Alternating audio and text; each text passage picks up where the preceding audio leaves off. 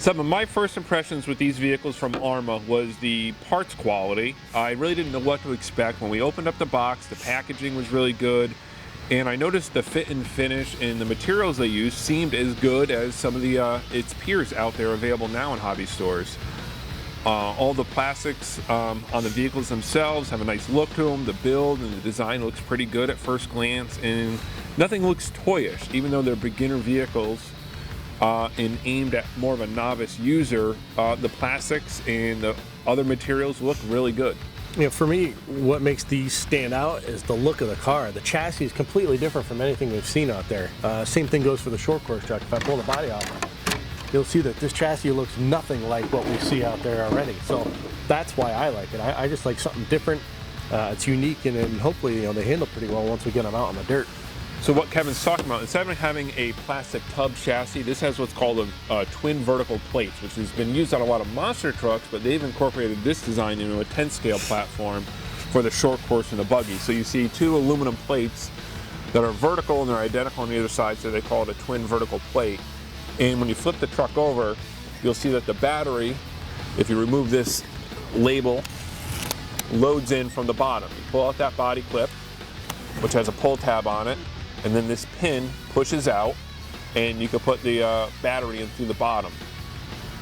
Now, the design of these two vehicles is pretty similar, but what's nice is that the proportions are pretty realistic for 10-scale vehicles. They didn't use the exact same chassis.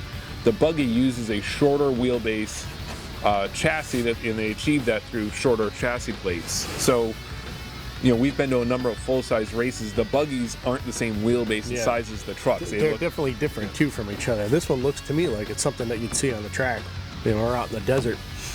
But the fact that it's a little bit smaller to me is a plus. It looks more realistic when paired with the short course truck. The tires look like they'll be long-lasting. They're kind of a hard compound, but overall not too bad. They're not stiff. They don't seem like hard plastic by any means. Yeah, I really like the tires on the short course truck because they look pretty realistic. Same thing, they have a bit of a harder compound, which will last a little bit longer, but they should be good on all surfaces. Truth be told, the average user of this vehicle is going to spend more time on pavement, running up and down the driveway and across the street and blasting around than they will at a dirt track, so having tires that'll last a long time is definitely a plus. The last thing I'd want to show is the radio. And this is one of those things, a lot of the styling comes down to personal preference. I don't like the yellow plastic, it looks kind of toyish, but I gotta give them credit for innovative features on the radio. It's definitely a beginner radio and it's really simple. It is 2.4 gigahertz, so they definitely get props for that. That's an awesome feature. It means you never have to worry about radio conflicts. And they have a unique system to make it adaptable to left-hand use. You just push down this button and the wheel could be rotated. That is pretty cool. Other than that, it's all about just being a basic radio. It has your trim adjustments on the back, which are just regular push button features, and it's pretty simple. I think if it didn't have the yellow styling on it. And there you have it, the two new vehicles from Arrma, the Raider and the Fury short course truck.